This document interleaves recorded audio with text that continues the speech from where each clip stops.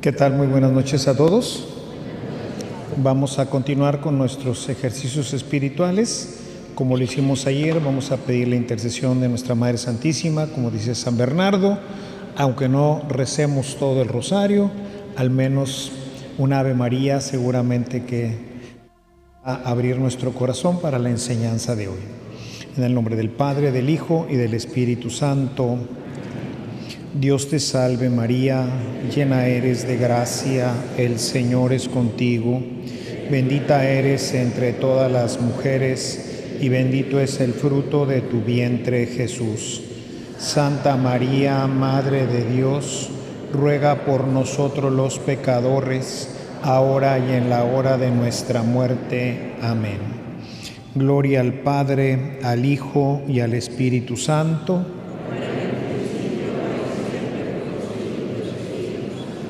En el nombre del Padre, del Hijo y del Espíritu Santo. Amén. Siéntense, por favor. Gracias por acompañarme en esta nueva catequesis, en este proceso que queremos ahora tratar de revisar en nuestras vidas, con la idea de que, como decíamos ayer, a veces pasan un retiro y otro, y decimos, caray, ¿por qué mi vida no se transforma? ¿Por qué? Pues parecería que somos las mismas personas de siempre, y a veces no es que parezcamos, sino que realmente, y lo digo por mi propia experiencia, creo que con todo lo que yo he vivido, pensando que hace 50 años empecé prácticamente pues mi vida cristiana, fue realmente cuando empezó mi vida ya en la Sagrada Escritura, la oración, o sea, cuando realmente, como se dice hoy, conocí a Jesús, conocí su proyecto y de ahí empezó pues a evolucionar también mi vida. Pero como lo he podido constatar ahora que he preparado estos ejercicios, que realmente estos ejercicios revelan un poco esta experiencia en mi propia vida y que es necesario estar revisando continuamente para asegurarnos que verdaderamente nuestra vida se está transformando y que nos vamos cada día pues santificando más. Antes de empezar nuestro segundo tema, nada más hacer una fe de ratas. Ayer les hablaba, cuando hablaba del bautismo, a propósito de la muerte, les comentaba de las catequesis postbautismales y les decía que era de San Clemente Romano. Como fue un dato que saqué al vuelo, pues ahí se me fue un poco el hilo y no es San Clemente Romano, para los que tomaron alguna nota, porque ahorita incluso alguien me decía que lo estuvo buscando en internet y pues no lo encontró, obviamente, porque se trata de las catequesis postbautismales de San Cirilo de Jerusalén. Entonces, para los que tomaron esa nota, para que la corrijan, no es San Clemente Romano, sino San Cirilo de Jerusalén, quien nos habla y nos explica con bastante detalle. A través de estas catequesis nos explica todo el rito del bautismo. En él explica todo el tema del catecumenado, pero básicamente esta explicación la conocí cuando en uno de los ejercicios espirituales, que ayer les di toda la lista, cuando toqué el tema del bautismo, pues ahí, para prepararme, profundicé en todos estos temas para poder compartir con quienes me acompañaron en aquella ocasión.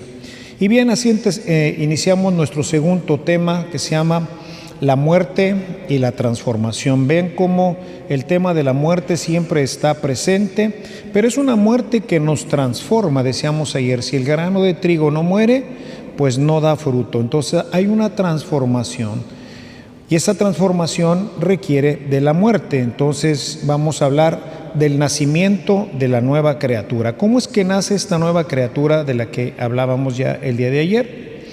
Bien, pues vamos a empezar entonces con la conversión que dejamos ayer un poquito, la conversión como muerte y resurrección. Para Pablo, todo lo que tiene que ver con Cristo está relacionado con la muerte y la sepultura, la resurrección de Jesús. El misterio pascual, que muchas veces en la Semana Santa pues nos quedamos simplemente con las celebraciones, ir el Viernes Santo al tema de la pasión, el jueves a la cena, el viernes a la pasión del Señor, el y el sábado por la noche a la Pascua. Pero a veces no comprendemos lo que pasó en medio, ¿sí? Esa muerte que da como resultado una nueva criatura, un hombre resucitado, un hombre nuevo. Pablo ha muerto con Cristo, ha sido sepultado con Él y ha renacido, siendo ahora, por la fuerza del Espíritu Santo, una nueva criatura. Quisiera citar un libro que me ha impresionado muchísimo y hoy forma parte de mi acervo, y entiendo con mucha claridad que esto tiene que suceder en nosotros, y van a ver a lo largo de las pláticas que faltan de estas catequesis, van a ver qué cierto es y qué importante es que la palabra de Dios se encarne en nosotros. Rodney Reeves escribe un libro, para los que le entran al totonaca, ¿verdad? Dícese del inglés, que se llama, en español se traduciría La espiritualidad en el Evangelio de San Juan. The Spirituality According John's Gospel, se llama en inglés el libro. Y la tesis central de Rodney Reeves es que la palabra de Dios, el verbo como Él lo propone desde el principio de su Evangelio, ese verbo eterno, esa palabra que se había manifestado en los diferentes libros, principalmente pues en los profetas, la palabra, esa palabra se encarna y ahora vive entre nosotros. Dice el texto de la primera carta de San Juan: aquello que hemos visto, aquello que hemos tocado, hemos cenado, hemos comido con Él, y se refiere a la palabra de Dios. Es decir, ellos tuvieron el privilegio de ver la palabra eterna caminar con ellos, la han visto actuar, la han visto hablar, la han visto reaccionar. Dice, bueno, ahora tiene que darse ese proceso en nosotros. Ahora tenemos nosotros que encarnar la palabra de Dios para que el proceso siga. Veremos ahora que sin esta experiencia difícilmente el Evangelio penetrará verdaderamente en nuestras vidas. Esta encarnación obviamente pues va a tener como necesidad de medio la muerte. Este cambio radical en la persona hace entender que todo lo que hay en el mundo, si se compara con Cristo y lo que ofrece la vida cristiana, resulta verdaderamente despreciable, ¿sí? O sea, ahí es en donde empezamos nosotros a ver realmente es despreciable lo que tengo realmente para mí, como lo dice San Pablo, ¿no? Para mí la vida es Cristo y lo demás ya no tiene valor. En su carta a los Filipenses, en el capítulo 3, en el verso 8, dice, aún más, yo estimo como pérdida todas las cosas en vista del incomparable valor de conocer a Cristo Jesús mi Señor. Por Él lo he perdido todo y lo considero como basura a fin de ganar a Cristo. Es decir, esto nos hace entender un cambio radical de nuestra mentalidad. Hay una transformación en nuestra mente. Lo que para nosotros era valioso, ahora deja de serlo. Y lo que no era valioso, ahora empieza a serlo. Es una transformación que quien no la ha vivido quizás no la puede entender como hoy yo lo veo en mi propia persona, y veo como cosas que no me gustaban, y les voy a poner así la más simple, viniendo de una familia católica cristiana, iba a misa y dirigí el coro del refugio durante muchos años, pero sin embargo nunca me llamó la atención y me pareció atractivo ser acólito. Mis otros dos hermanos fueron acólitos de la iglesia y a mí eso, la verdad, no me atraía. Durante toda mi vida, pues pensé que mi vocación era casarme. Y ya sentía quizás desde los 18 o 20 años, pues un llamado del Señor a la vida sacerdotal. Pero yo me negaba. Y yo decía, no, Señor, yo te voy a servir, pero como laico. Porque yo quiero casarme, etc. Yo quiero.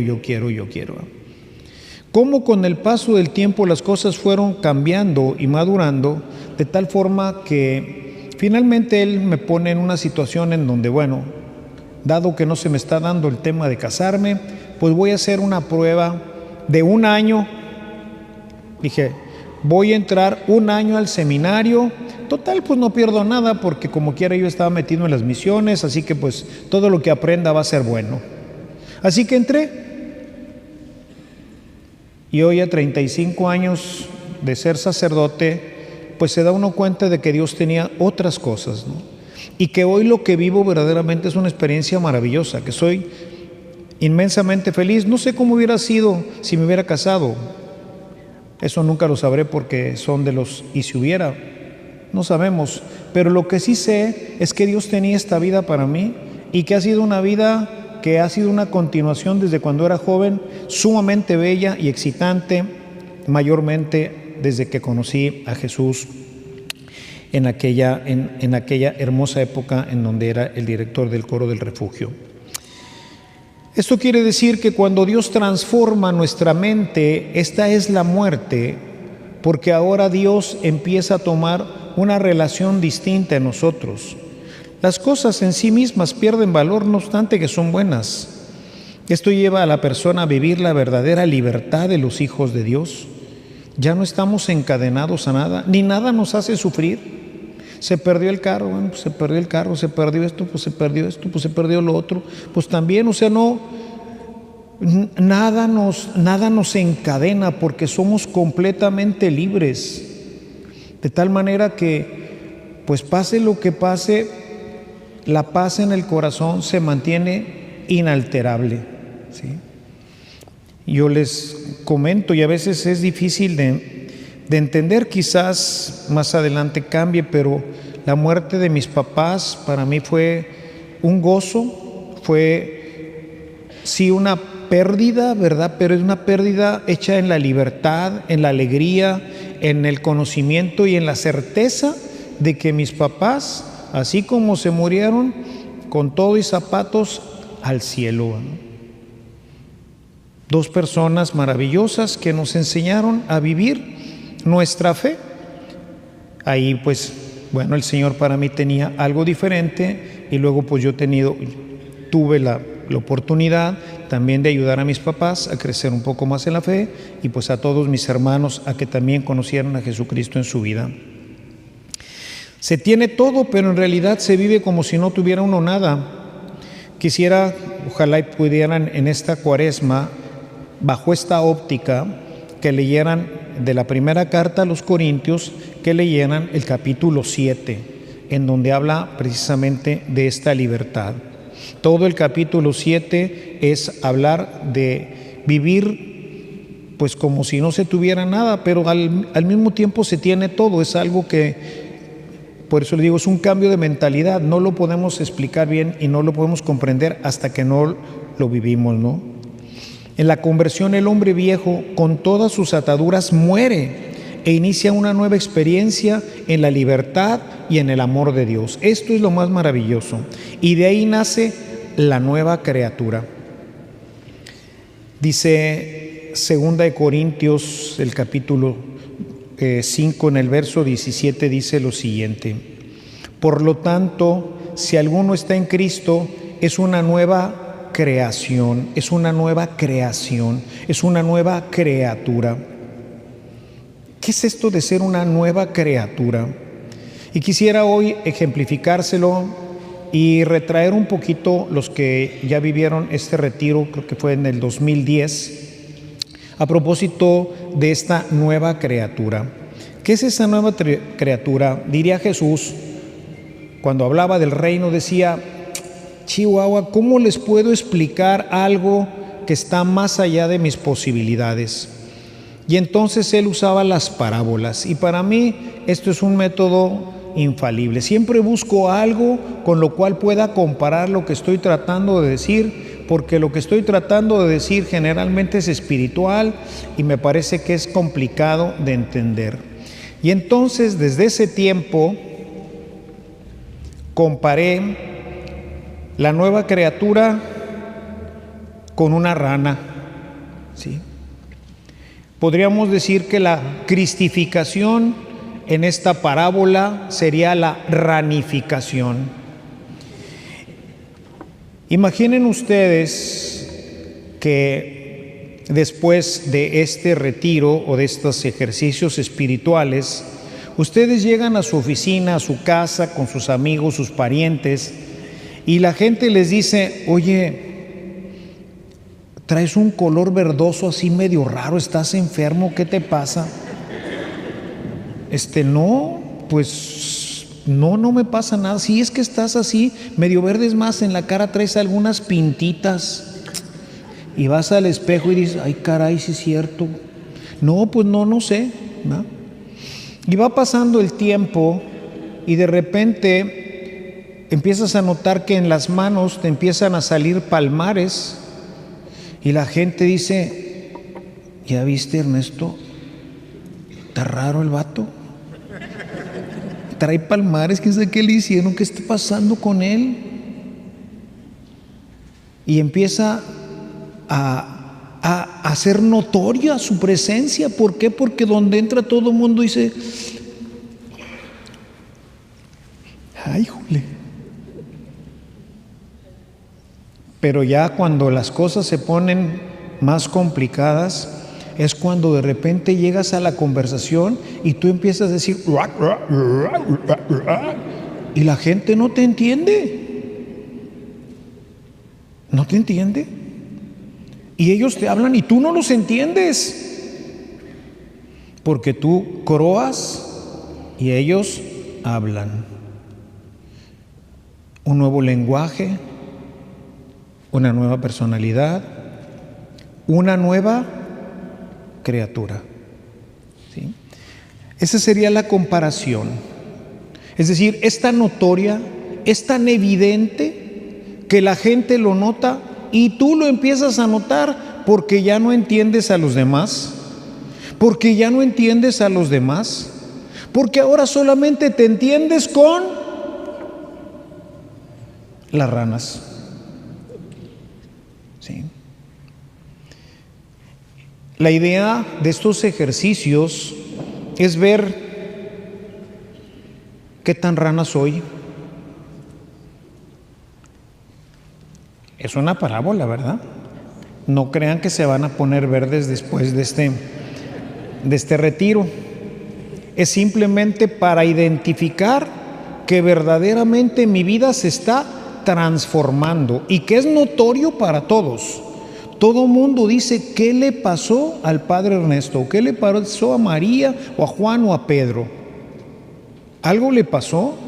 Antes no era así, antes no hablaba así, antes no pensaba así, antes no se vestía así, antes no iba a sus lugares, antes. Pero ahora es una criatura nueva. El que está en Cristo es una criatura nueva. ¿Por qué? Porque ha sufrido un cambio radical, una transformación completa que se sigue desarrollando paulatinamente. Para que esto suceda es necesario nada más una cosa. No piensen que hay muchas cosas. Lo único que necesitamos es ser crucificados. Punto. ¿No? Es sencillo. Que te crucifiquen y verás cómo empieza el proceso de transformación. La conversión, en la visión de San Pablo, no es agregarle algo a la vida, sino cambiar radicalmente. Y para ello se necesita que te crucifiquen. Necesitas crucificar tu vida. Y esto no lo dimensionamos, parece pues una metáfora. Esto parece así como, pues está bonito y lo leemos y lo releemos y lo volvemos a leer. Pero esto es la verdad, hermanos. Por eso es que no cambiamos, porque nadie quiere sufrir la cruz. Venga, nosotros le mostramos cómo morir. Nadie quiere. Nadie quiere ser crucificado, nadie quiere crucificar su vida. Y si no la crucificamos, no morimos. Y si no morimos, no hay nueva criatura. Porque si el grano de trigo no muere, no da fruto. Grábense esto, hermanos. Este es uno de los key points. Si no hay muerte, no hay resurrección. ¿Sí? Traté de explicarlo hace 2 años cuando vimos el retiro sobre el reino de los cielos. ¿Quieren conocer el reino de los cielos? La única forma es morir. Y terminaba el último día hablando de la muerte final, o sea, cuando moriremos ya a este cuerpo y pasaremos a conocer la plenitud del reino en el cielo. Pero esto ya se puede vivir aquí. Es el reino de las ranas. Es el reino donde todo es diferente, donde Jesús vive con nosotros, donde su amor, su gracia, su paz, su alegría es parte de nosotros. Será pleno en el cielo, sí, pero aquí también se puede vivir, pero la única condición es morir. Si no hay muerte, no hay más.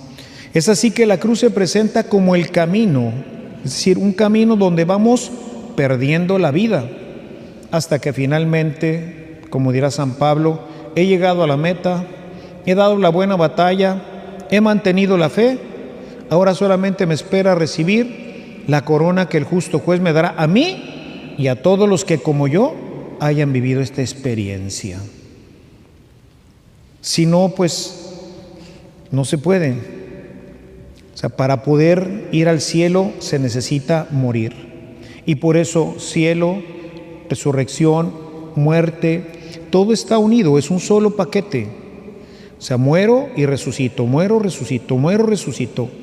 A eso que muero da la oportunidad de resucitar a una visión diferente. Morí, voy a poner otro ejemplo, a lo mejor más tonto, ¿verdad? Muero dentro de este tema del azúcar, ¿no? Muero al azúcar que nos encanta, los refrescos, voy a morir a tomar refresco, ya no voy a tomar refresco, que me encanta tomar refresco, pero voy ahora a resucitar, voy a tener ahora una vida sana. Pero tuve que dejar el refresco, que me costó la vida dejar el azúcar. Y entonces ves la Coca-Cola o el refresco ahí en tiempo de calor, ¿no? Que está así sudando como te la presentan en los comerciales y tú acá así, ay, Carlitos, tráiganme un vaso de agua.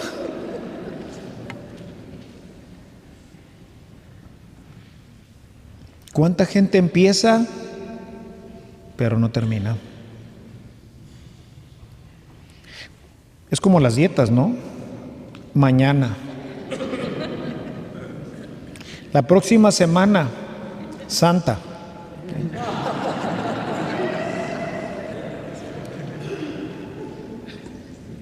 Es difícil. El deporte, todo lo que cueste sacrificar algo, pues no, ¿verdad? No nos cuadra mucho esta historia de morir. Siguiendo el camino de San Pablo en su proceso de conversión, nos hace ver que la conversión es un proceso que no terminará sino hasta el final de nuestra vida. O sea, es un proceso, es ir aumentando en esta muerte, es ir muriendo, vamos muriendo despacito. No es rápido este proceso. Les he dicho, yo llevo 50 años en esto y todavía no acabo, todavía encuentro en mi vida muchas áreas en las que no he terminado de morir, en las que todavía me gusta hacer eso que no me ayuda a crecer y a ser perfecto en el Señor. En 1 de Tesalonicenses 4:1 dice: por lo demás, hermanos, les rogamos y les exhortamos en el Señor Jesús, que tal como han recibido de nosotros instrucciones acerca de la manera en que deben andar y agradar a Dios, como de hecho lo andan así, bueno, pues abunden en ello más y más. Es decir, le está diciendo a los tesalonicenses que ya están viviendo la vida del Señor, que ya van buscando imitar a San Pablo, tal como lo han recibido de nosotros, acerca de la manera que deben de andar y agradar a Dios, como de hecho ya andan. Bueno, pues más y más. O sea, en esto no hay llenadera, hermanos. ¿Por qué? Porque la santidad es algo que nos va asemejando cada vez más a Dios, y Dios es infinito. De manera que podemos decir que la conversión es algo que se inicia en un momento de nuestra vida, que en mí inició hace 50 años, pero que no terminará sino hasta el día en que participemos eternamente de la vida del Padre. Es decir, en esto no hay vacaciones, no hay años sabáticos, no hay descanso. Es un proceso continuo. ¿Por qué? Se los he dicho en diferentes ocasiones, porque esto es como ir en un río contracorriente. Tú dejas de remar y te vas para atrás. En la vida cristiana, en la vida espiritual, si no avanzas, retrocedes. No te puedes quedar igual. Si tú dejas de orar, dejas de hacer ayuno, si tú dejas tu vida espiritual, no te quedas ahí, siempre retrocedes. Eso es una experiencia que creo que todos los que hemos iniciado en esto nos damos cuenta, porque ciertamente en algunas circunstancias lo hemos hecho. Y cuando retomamos nos damos cuenta que estamos nuevamente a 3 cuadras del desfile. ¿Por qué? Porque la corriente del mundo nos jala, nos destruye. Es lo que yo le llamo la erosión, sobre lo que he escrito mucho y he hablado mucho, porque ese es el proceso que sufrimos todos los cristianos en esta vida. Por esta razón el apóstol invita a los seguidores del Señor a no acomodarse a los criterios de este mundo. No se acomoden a los criterios de este mundo, dice Romanos 12, 1, 2. Y esto es bien fácil, acomodarnos. Eso es lo que ha pasado con el cristianismo a lo largo de 2000 años. Nos volvimos a acomodar a sus modas, nos volvimos a acomodar a sus vidas, nos volvimos a acomodar a todo. Estamos acomodados. Y entonces, ¿cómo descubres que una persona es cristiana si no es de color verde, si no tiene palmares y si no croa? Si no es diferente a los demás, mismo lenguaje, misma moda, mismos gustos, mismas comodidades, mismos placeres, mismo todo. Entonces, ¿en qué nos distinguimos? ¿En que uno va a misa y el otro no? ¿O en qué nos distinguimos? ¿En qué te distingues tú de la gente pagana que convive contigo? De la gente que llamamos paganos porque no van a misa. ¿Pero en qué te distingues? ¿Eres realmente una mejor persona que ellos? ¿Eres realmente una persona más amable, más dulce, más condescendiente? ¿Se nota que eres realmente un discípulo de Jesucristo? ¿Te perseguirían si hubiera una persecución contra los cristianos?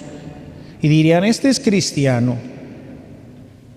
Por eso todas estas cosas que también les he contado en muchos de los retiros, todo eso de que los cristianos vivían ocultos en las catacumbas, eso es puro cuento de Hollywood. Toda la gente sabía dónde estaban los cristianos. Se juntaban en las catacumbas, arriba de las catacumbas, a celebrar, porque eran los cementerios, eran grandes llanos y ahí iban enterrando a sus muertos, pero no se escondían ahí, vivían en sus casas. Y si querían aprenderlo, sabían dónde celebraban los domingos, porque celebraban abiertamente todos los domingos, no había templos, sabían dónde estaban. Era fácil identificarlos. Les decía, creo en esta ocasión que les decía que buscaran la carta a Diogneto, en donde nos hablan del testimonio del siglo II, probablemente, donde nos hablan de cómo eran los cristianos, y eran criaturas extrañas para ellos, ¿no? O sea, era una cosa notoria, ¿no? El cristiano debe caminar, avanzar, estancarse será siempre el retroceso en la vida espiritual.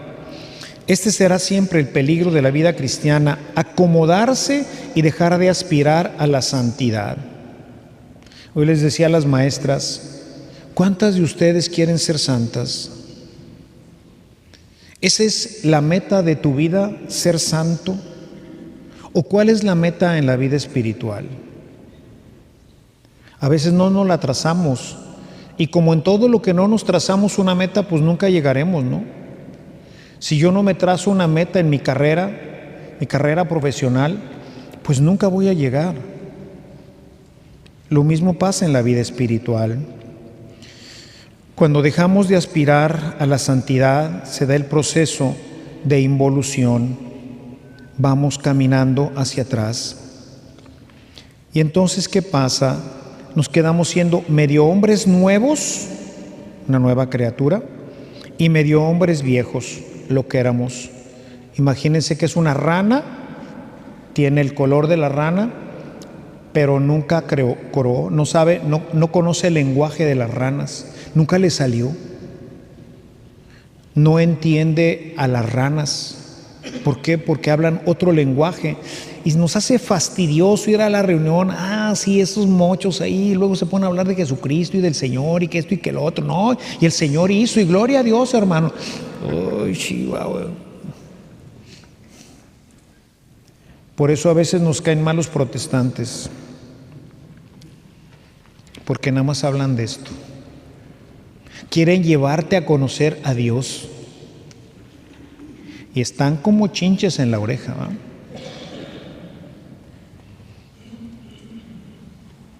Pero a nosotros nos fastidia eso. Es pues necesario ir renovando nuestra mente, lo cual se logra mediante la asimilación de la palabra de Dios, para de esta manera ir renovando nuestros criterios hasta, como lo dice San Pablo en su carta a los Corintios, 1 Corintios 2:16, llegar a tener la mente de Cristo. Y esto es lo que ayer hablábamos de acrisolar. Esto es lo que pasa cuando vas al desierto, cuando empiezas a estudiar, cuando empiezas a meditar, cuando estás interesado en que esa palabra que te platicaron ahora se encarne en tu vida. Empezar a encarnar la palabra de Dios en nuestra propia vida. Veremos que en la medida en que vayamos entendiendo la palabra de Dios, gradualmente seremos transformados por el Espíritu Santo. Esta transformación trae una renovación y esta renovación conlleva a una vida transformada. Una vida transformada. Ya no soy yo el que vive, sino es Cristo el que vive en mí. La experiencia, como lo vimos ayer, nos dice que la conversión se inicia con una experiencia y una revelación interior del amor de Dios. Pero esto debe continuar en nosotros hasta asimilarse. No podemos seguir adelante si no hemos asimilado lo primero.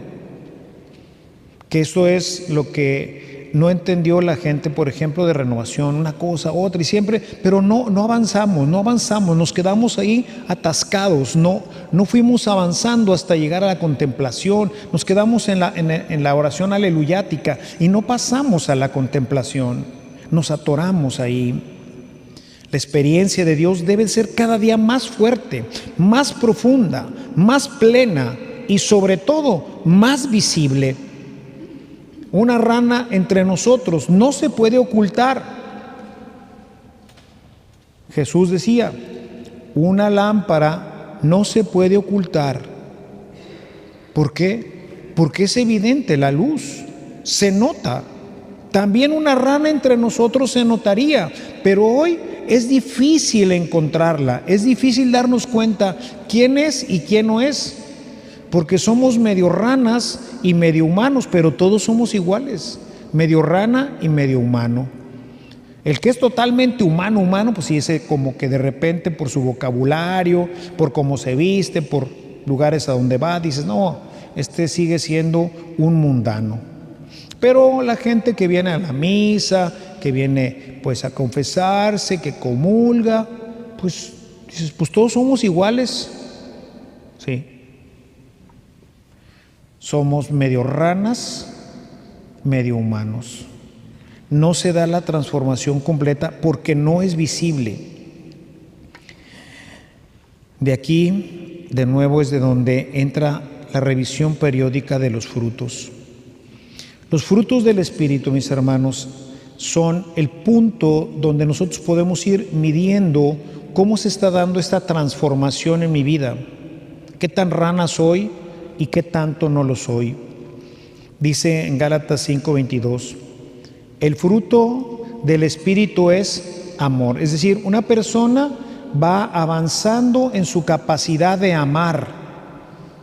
Una persona que ha avanzado en el espíritu es una persona sumamente amorosa. Es una persona sumamente alegre, sumamente pacífico, sumamente paciente, sumamente amable, sumamente bondadoso, sumamente fiel, sumamente humilde y tiene un dominio propio increíble. ¿No les parece que sería muy notorio una persona así?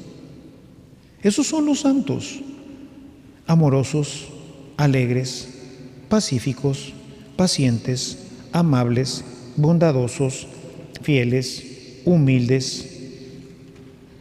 Yo acabo de ver, te lo recomiendo, no sé qué tanto vaya a durar, pero si tienen oportunidad de ver la película de Santa Gema Galgani, pues nos presenta esta realidad de una santa que vive esto, ¿sí?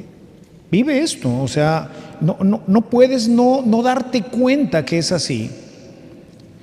Y eso, bueno, pues en la película que pues solamente da algunos brochazos, ¿verdad? Pero si tienen la oportunidad de comprar el libro de Santa Gema Galgani, verán ahí la criatura increíble que Dios hizo de esta mujer en un avance hacia la muerte. Tremenda, es verdaderamente impresionante ver los frutos del Espíritu en una mujer de 25 años, llena de frutos ya completamente maduros. Murió de 28 años.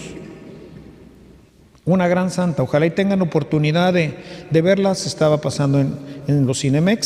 Si tienen chances y todavía, porque luego las películas, como nadie va a verlas, porque a los humanos no les interesa, solamente a las ranas les interesa ir a verla.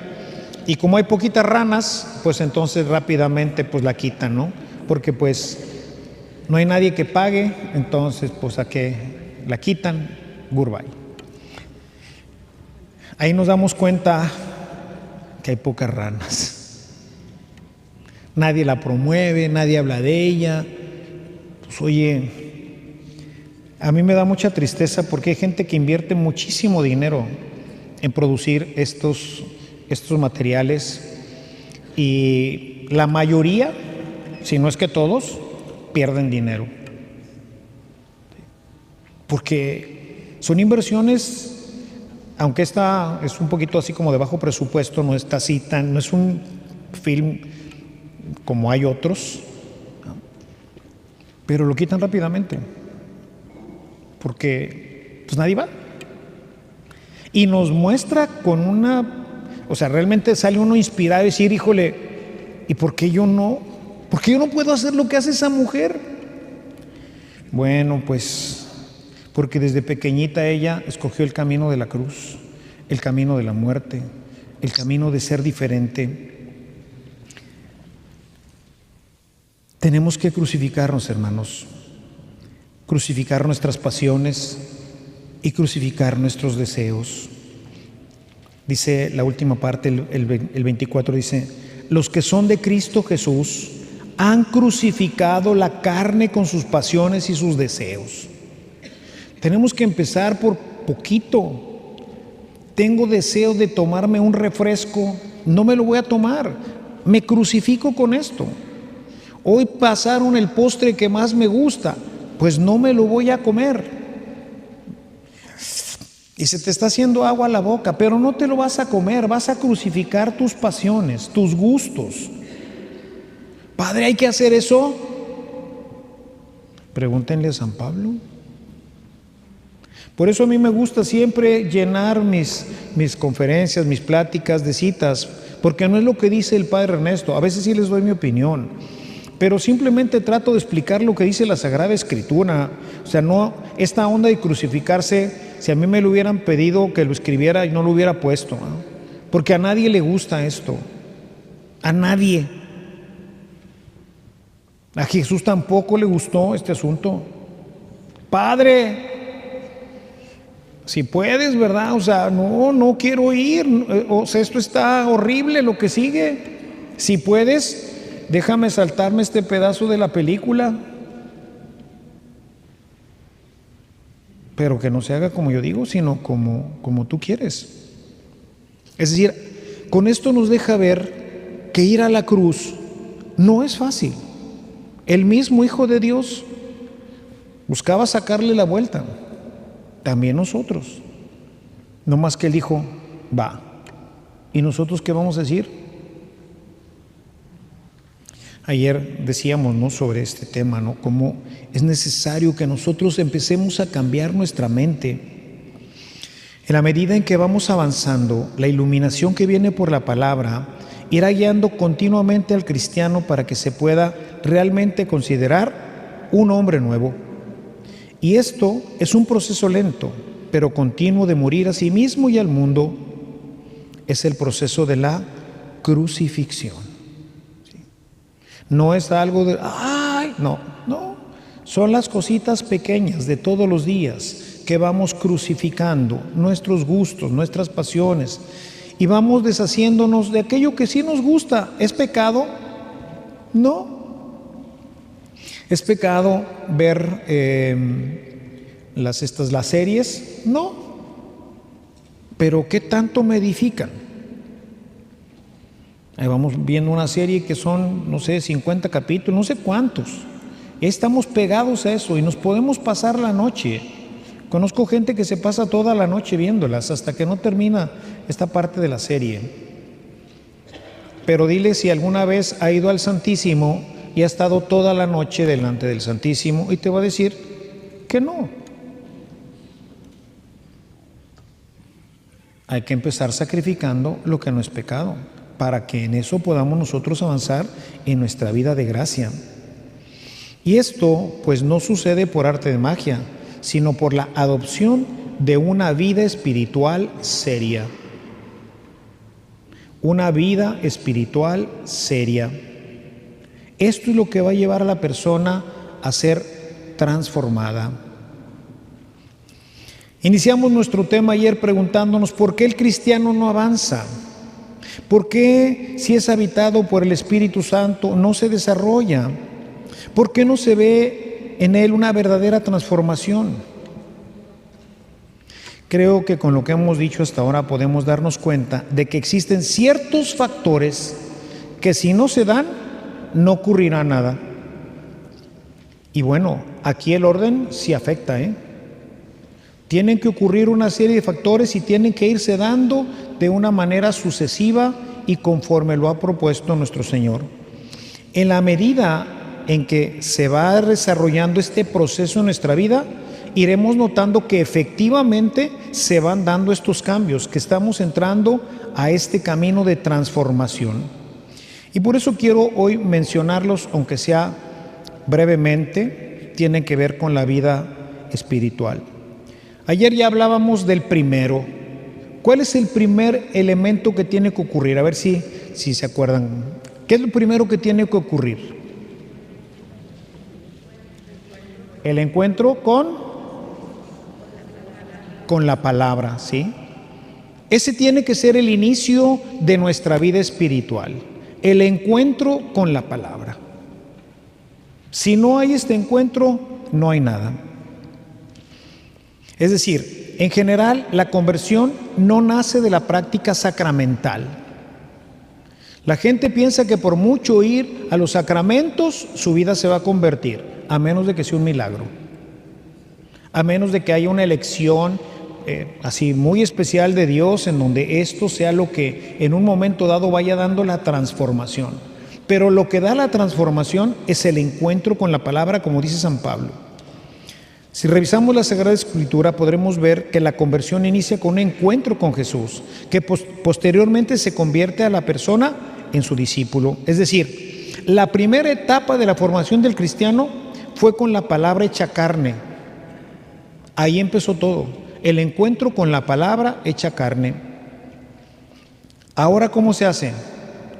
Igual, se hace a través del encuentro con la palabra que está en personas, es decir, con personas, como decía Reeves, que se han transformado en palabra.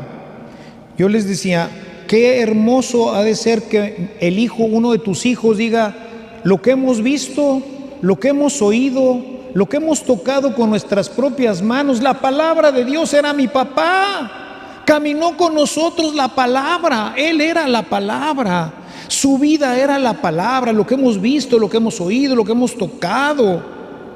Se portaba como la palabra, era el mismo Jesús que vivía con nosotros. El encuentro con la palabra.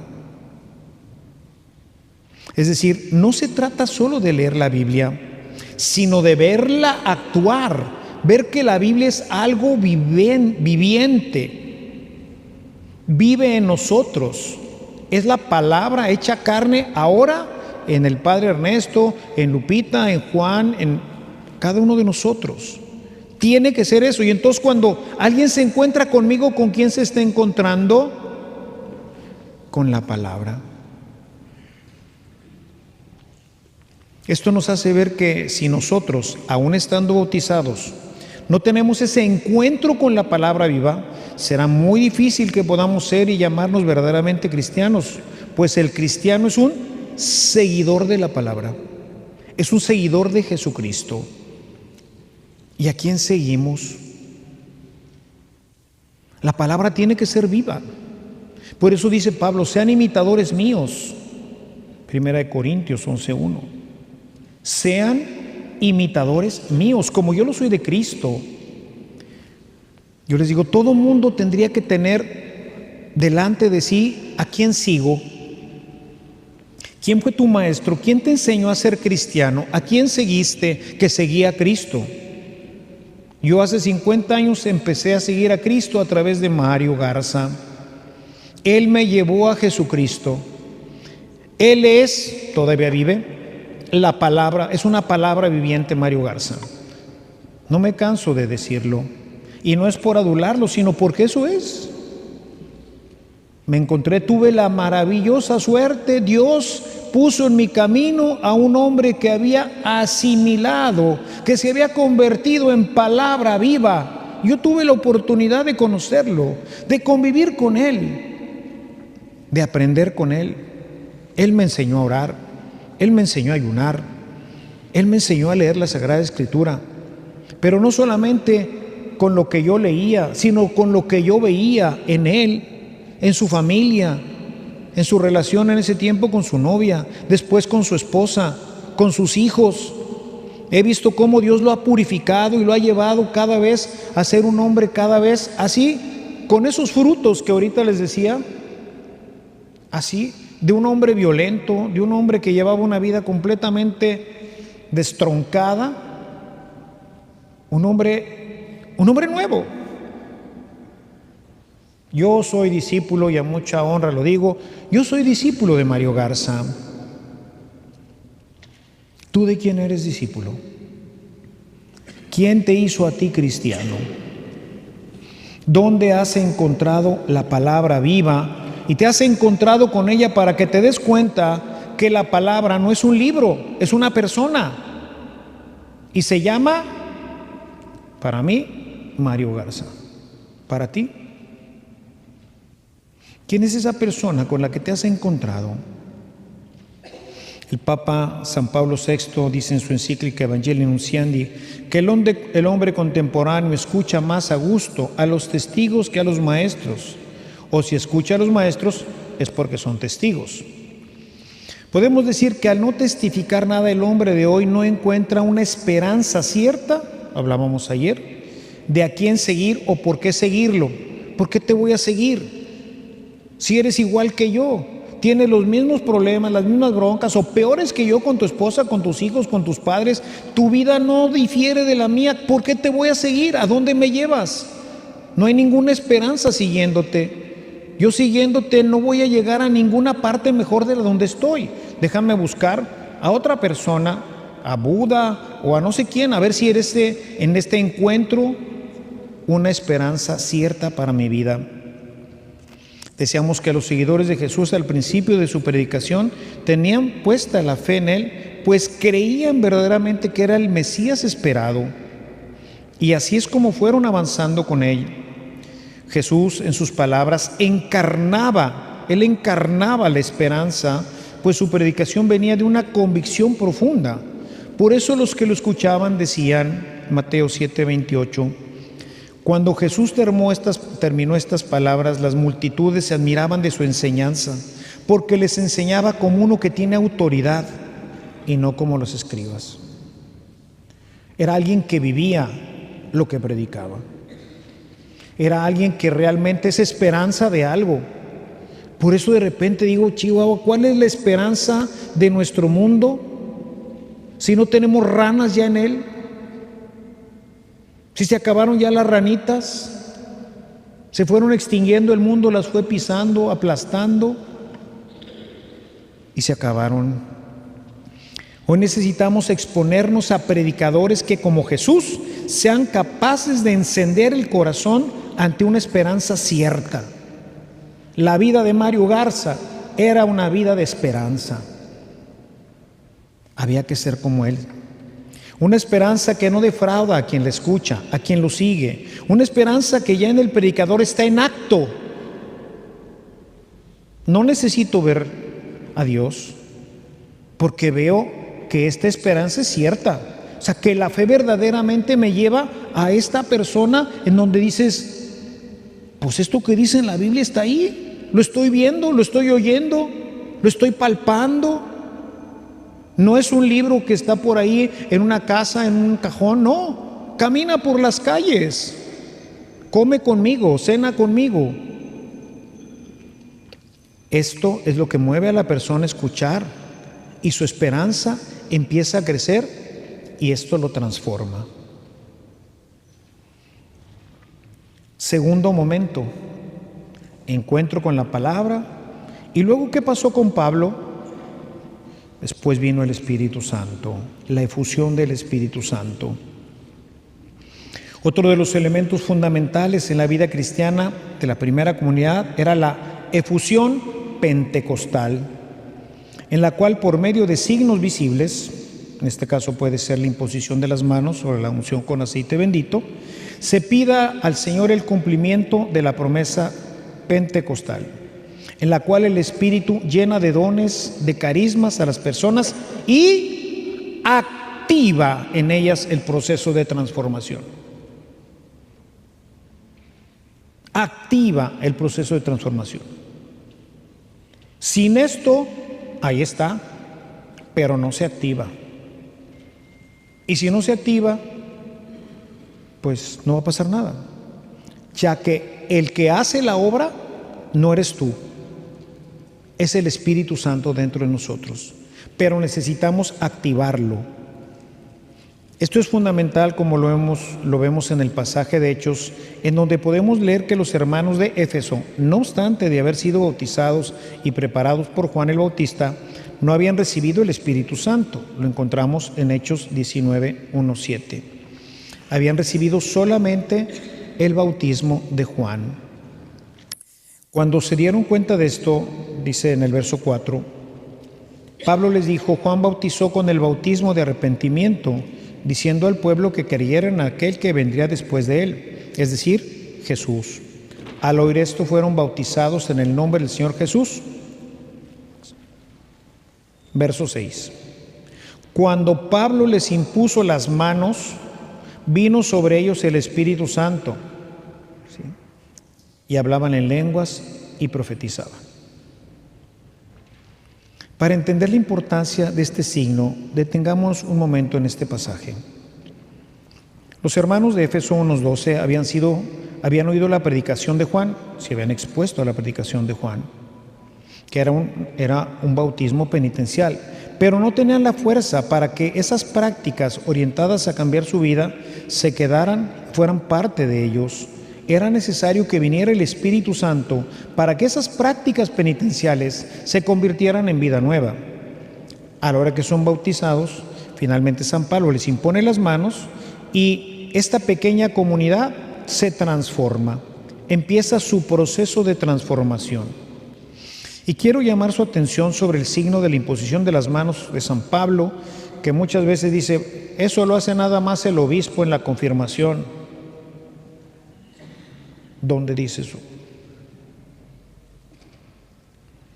O sea, ¿nosotros no tenemos el poder de dar el Espíritu Santo? No.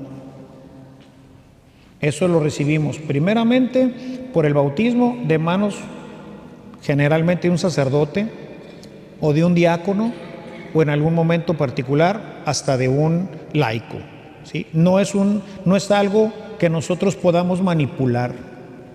O sea, lo da el obispo, lo da el sacerdote, lo da el diácono y también cualquier laico lo puede dar de manera no solemne.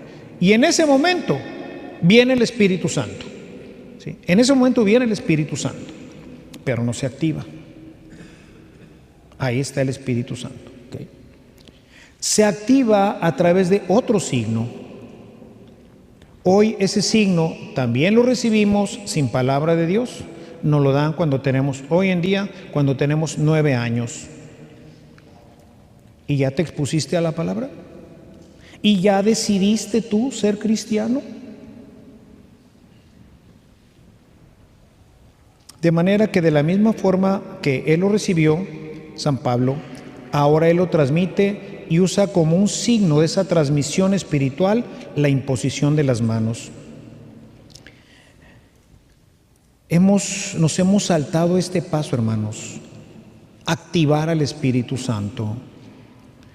Hoy, como todo hoy en nuestra iglesia tiene que ver con el ex opere operato en el tema de los sacramentos, es decir, no importa tu vida, no importa el ex opere operantis, no importa cómo seas tú, qué hagas o qué respondas, como quiera el Espíritu, ya, listo. Va la persona al sacramento, no está arrepentida, pero el sacerdote que no sabe que no está arrepentida porque no ve ningún signo, a lo mejor tampoco le interesa verlo porque tiene una fila como de 40. Entonces, pues, ego te absolvo, omnia peccata tua, otro, ego te absolvo, ego te absolvo, ego te absolvo, ego te absolvo. Oye, ¿y estaba arrepentido el vato?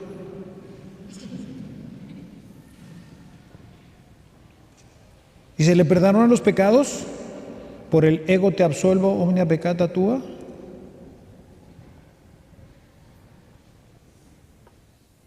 Es condición, dice el derecho canónico, sine qua non, que el penitente esté arrepentido. Han sido muchos casos en el que he preguntado, porque parece que, no sé si hasta se glorían, dice San Pablo, de los males que hacen, ¿no?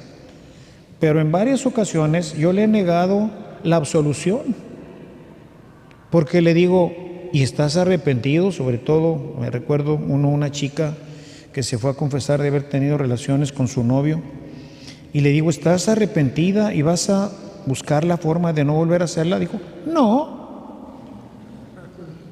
Bueno, tantito, ahí estuve con ella, bueno, tantito, mira, vas a querer, vas a buscar, vas a hablar con él. No, padre, lo voy a seguir haciendo porque está muy rico este asunto.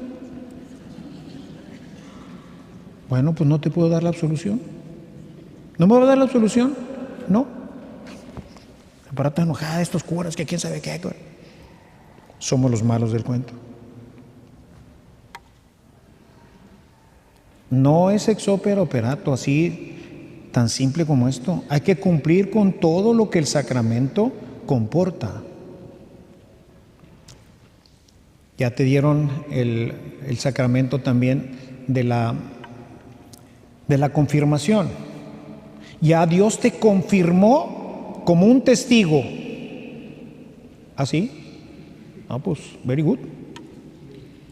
Un testigo de 9 años que no sabe absolutamente más que dónde nació Jesucristo, el nombre de su mamá, a medias el Padre Nuestro, y la Ave María y algunas otras cosas más. Y es un testigo de Jesucristo. Órale. No se activa, hermanos. No se activa. ¿Cómo se activa? Es muy sencillo. Es necesario que todos los bautizados nos expongamos a la predicación de la palabra de Dios ante una persona que lo tiene. Ante una persona que es esperanza cierta, porque entonces voy a decir, sí creo en eso, sí creo que Dios puede transformar mi vida y hacer lo que ha hecho con esta persona. Entonces, exponerme a la palabra de Dios y posteriormente que un hermano ore al Señor por nosotros, para que por la imposición de sus manos el Espíritu Santo venga. No, el Espíritu Santo se active en nosotros. Y por eso es muy común ver en estos momentos que hoy se llaman efusión o bautismo en el Espíritu, que se den signos como en Pentecostés, en donde la gente empieza a hablar en lenguas extrañas, en donde la gente puede tener el don de lágrimas y muchas otras cosas más que, como en aquel tiempo, manifestaban que algo había pasado. Si no pasa nada, ¿será que pasó algo? Y luego, bueno, a lo mejor no pasó nada, pero ¿y su vida se transforma? Cuando yo tuve esta experiencia de la efusión del Espíritu, en mi caso, cuando salimos, me acuerdo de la casa, era hace muchos años, estaba un grupito de señoras, Mario y otro amigo mío, estaban ahí en ese lugar, y entonces a una cierta señal del Mario, como que ya se habían puesto de acuerdo, y ese día iba a ser mi bautismo en el Espíritu. Así que todas las señoras, Mario y compañía, imagínense, Mario es un oso, así grandotote, ¿eh? De unas manotas. Y entonces, pum, fue el primero que se abalanzó sobre mí y me puso las manos y empezaron a orar por mí. Y me decía Mario, pídele al Señor que te bautice, pídele al Señor que renueve tu Espíritu Santo, dile que venga a ti, que renueve tu vida, etcétera, etcétera, etcétera. Me decía muchas cosas y yo, sí, Señor, renuévame, sí, Señor, bautízame, sí, Señor. Ya, total, terminó la oración y ya nos fuimos de la casa de esa señora y me dice Mario, oye, brother, ¿y qué sentiste? Le digo, nada más tus manotas encima de mí, no sentí nada más, ¿verdad? Pero no sentiste así como fuego, como una alegría desbordante. Dije, no, pues yo no sentí nada, nomás ahí que todos me estaban apachurrando, ¿verdad? Y parecía que no había pasado nada. A 50 años de eso, no tuvo que pasar tanto, ¿verdad? Mis papás dijeron, aquí algo pasó. ¿Qué le pasó, Ernesto? A este hombre que iba con una carrera rampante, ¿verdad? A los 27 años prácticamente había llegado ya a una dirección, me dedicaba a comprar empresas, traía un carro del año, viajaba por todo el mundo. Y de repente andaba en chanclas, con unas botas que había comprado una vez que fui a esquiar, padrísimas, comodísimas. No importa si hacía calor o si hacía frío, me acomodaban tanto. En jeans, todos mis trajes comprados en Joe Brand, ahí se terminaron de podrir. Mi papá estaba aterrado, era su orgullo. ¿Qué le pasó a este vato? Fueron a hablar con mi director espiritual. ¿Qué le hicieron? ¿Qué le hicieron? Regrésenme a mi hijo. Créanme, esto es así es. ¿Qué pasó? Se activó el Espíritu Santo y cambió mi vida. De ese Ernesto queda todavía cosas que tendría que seguir muriendo, pero que todavía no quiero crucificar.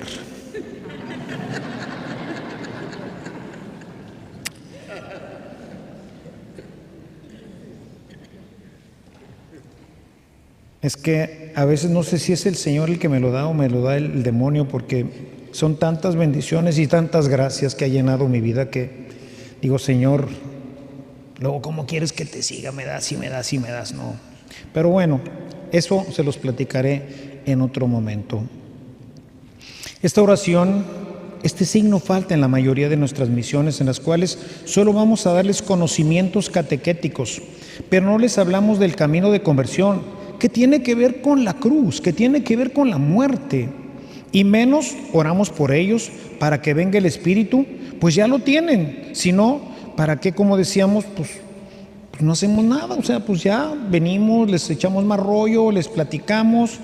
Ahora no sé si les platicaba ayer o lo platicaba en la misión que tuve el domingo, que fueron a una misión, no sé, allá por Apodaca, y iban a bautizar a 150 personas que catequizaron en unas semanas. A bautizar. Ay, Carlitos. Así como para qué, o qué, cómo está el asunto. Llegan los papás a bautizar, no van a misa, no se confiesan, no comulgan, no nada. Son unos paganos, neopaganos, como decía el Papa Benedicto XVI. Llegan, presentan sus documentos, pagan sus 250 pesos, sale el padre, le echa el agua, hace el rito y tenemos otro pagano bautizado.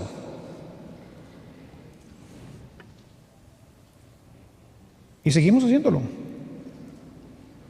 Seguimos trayendo a nuestras iglesias gente que nunca será realmente cristiana.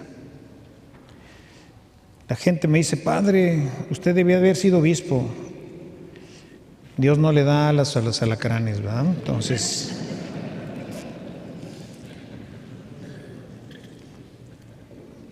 esto es lo que pienso. Pero eso es lo que dice la Sagrada Escritura. Eso es lo que vivió la primera comunidad.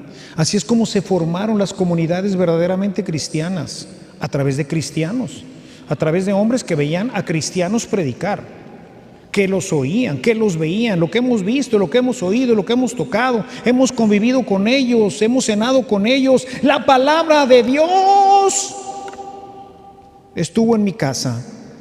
La palabra de Dios estuvo en mi casa. O sea, no es una historia de la Biblia, es la Biblia caminando. Tercer elemento, el tiempo de la purificación y la asimilación. Ayer lo decíamos, ¿no es cierto? Es decir, no es una obra de magia.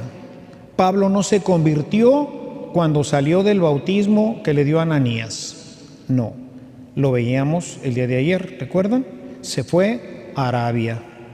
Y ahí en Arabia, pues ahí estuvo pues un tiempo suficiente para entrar en esa relectura de la palabra, para entrar en una reflexión profunda, para acomodar la palabra de Dios a su vida, al nuevo ministerio que Dios les pedía.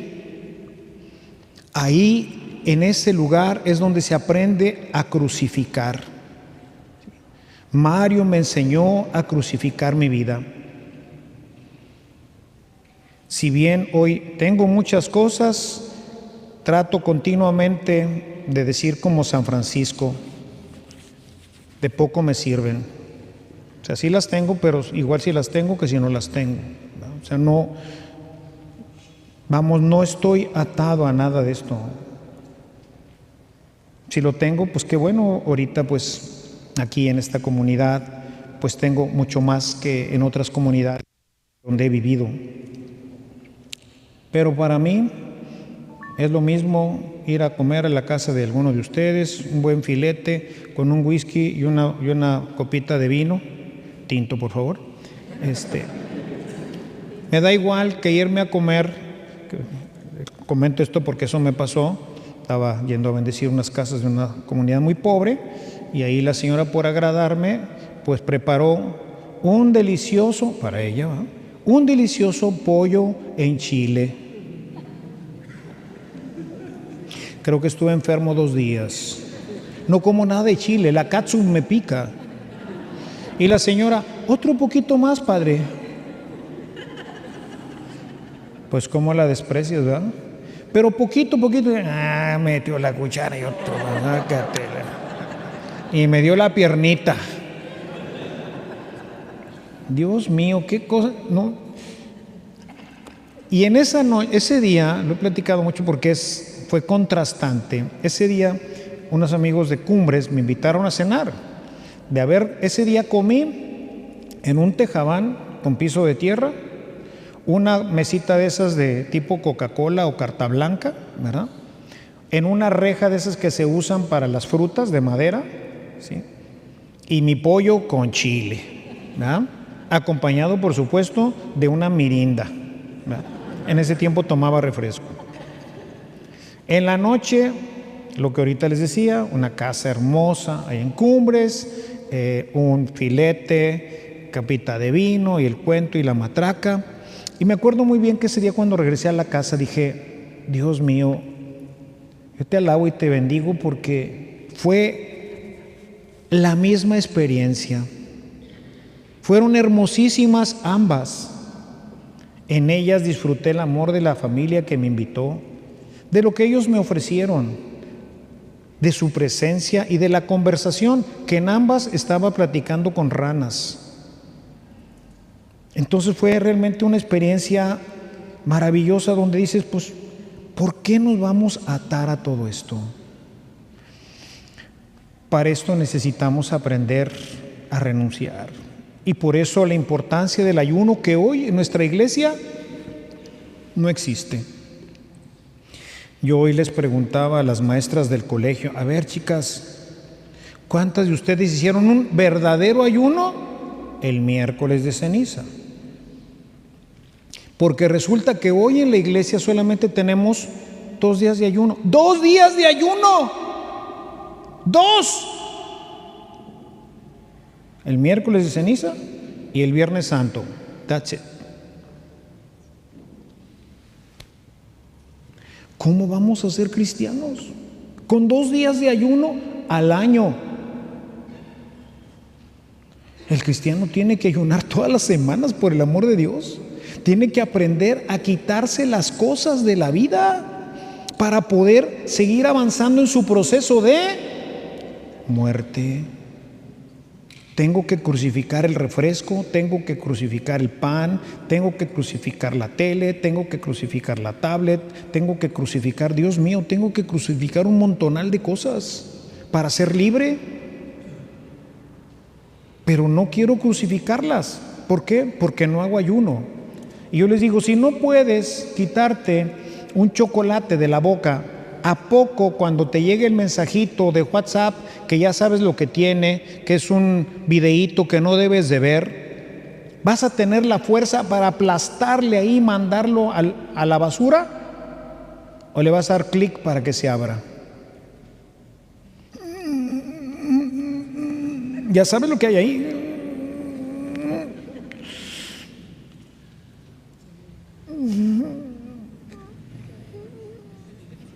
Clic.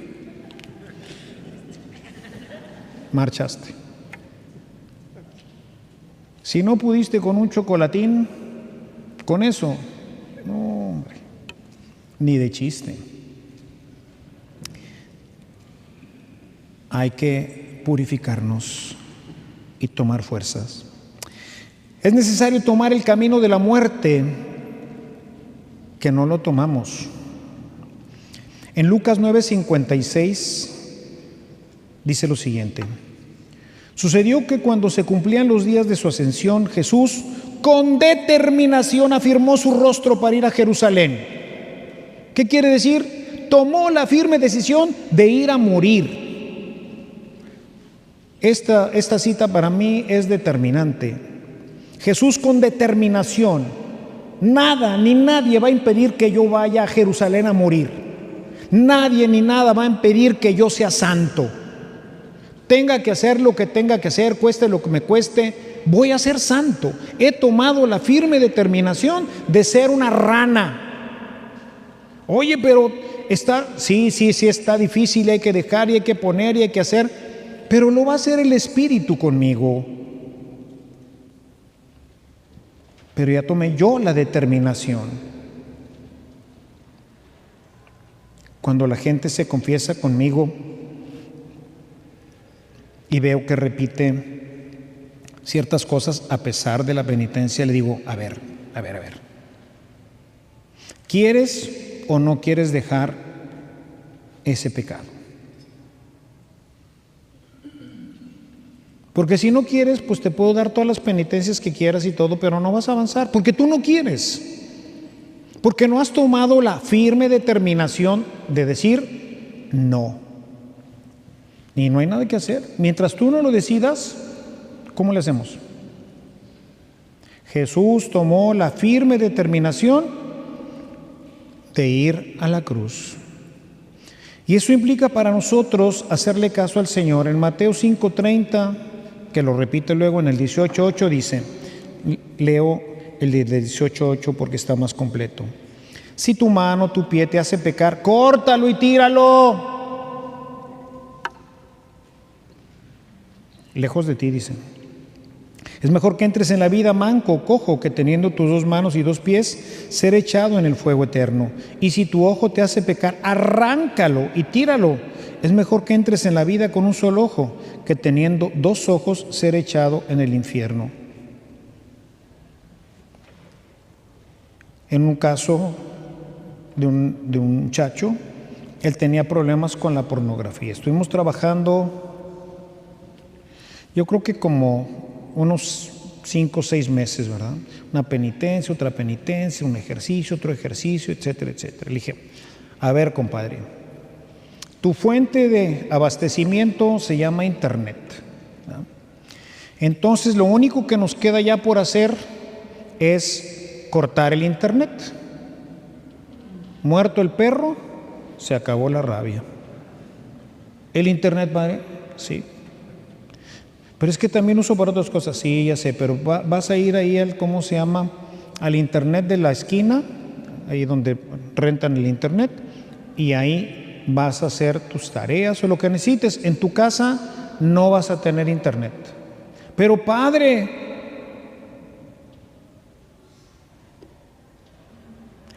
si no quitas el Internet, ya no vengas a confesarte conmigo. No tengo nada que hacer por ti. Porque tú no quieres. No regresó.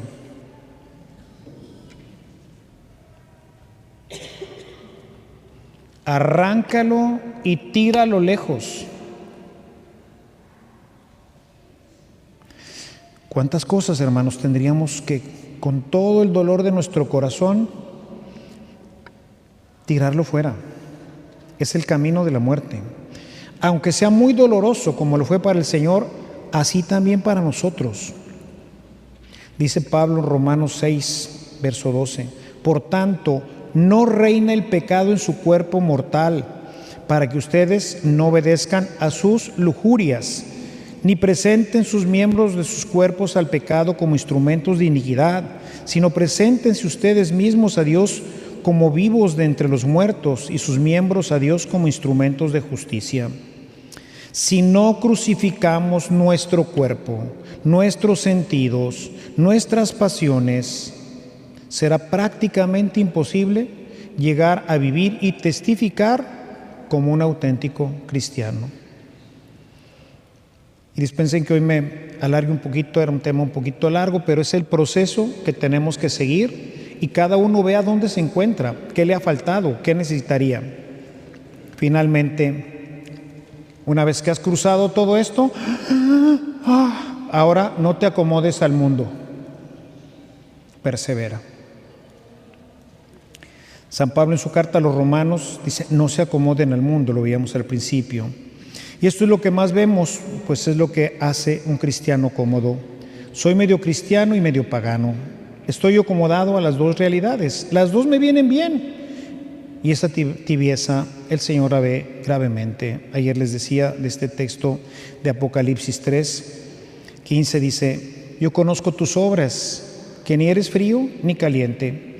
Ojalá fueras frío o caliente, pero puesto que eres tibio y no frío ni caliente, te vomitaré de mi boca. Y este es el resultado de una conversión incompleta y que no encuentra en dónde crecer y sostenerse, pues el mundo nos erosiona continuamente. Por eso Jesús le pedía al Padre que nos protegiera del mundo, dice en Juan 17:15. No te ruego que los saques del mundo, sino que los protejas del maligno. Aquí vamos a seguir, no nos van a sacar. Sabe que el mundo nos contamina y por ello es necesario contar con ambientes cristianos que nos protejan del mundo.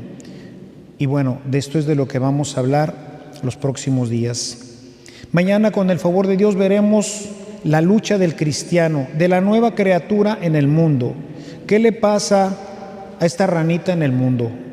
¿Cómo vive la rana en el mundo? Esta nueva criatura necesita de diferentes auxilios. Pero vamos a ver cómo nos trata un poco el mundo y vamos a conocer un poco cómo es este siguiente proceso en nuestro proceso de conversión. Ok, ya lo acepté, ya me metí en todo este rollo, ¿y qué sigue? Entonces hoy les diría, revisen este proceso a ver si hemos ido avanzando en estos elementos, si se han cumplido en nosotros. Si nos falta alguno, pues pídanle a algún hermano que ore por ustedes y que les conceda el Señor la experiencia pentecostal. En fin, si no han tenido alguien cercano a ustedes, una palabra viva, pues necesitan buscarla, hay que obtener de Él esto, porque si no, pues nos quedamos y no es esperanza de nada. Así que bueno, pues aquí vamos a dejar este tema y mañana continuaremos. Vamos a dar cuenta que sí, es difícil, pero sí se puede, ¿ok? Eso lo veremos con el favor de Dios el día de mañana. Y bueno, hemos traído también estas ranitas, ¿no? Yo se las he dado a todos mis coordinadores para que las tengan ahí y se acuerden que somos, bueno, que debemos ser. Es decir, somos una criatura nueva, diferente, que yo le he simbolizado con una rana, ¿va? Podría ser cualquier otra cosa, pero me gustó la ranita, la usé ya en alguna ocasión y en esta ocasión pues la volví a usar. Y les dije, pónganla donde todos los días digan, ay Carlitos, ¿eres rana? Sí, o sea, para preguntarnos, porque se nos olvida quiénes somos, hermanos. Se nos olvida quiénes somos. Por eso desde hace mucho, el segundo año de mi ordenación, después de un retiro con el padre Cantalamesa, decidí, a partir de ese momento, usaré siempre el alzacuello. ¿Para qué? Para recordarme quién soy y qué soy. Que no se me olvide. Que no se me olvide. Porque el día que se te olvida, ese día vuelves a la mundanidad. Vamos a terminar en el nombre del Padre, del Hijo y del Espíritu Santo. Amén. Señor, te damos gracias por esta oportunidad que nos has dado de seguir conociendo cómo nos vamos transformando para llegar a ser semejantes a ti. No es que tú seas una rana, es que tú eres verdaderamente ese modelo de transformación en nuestra vida.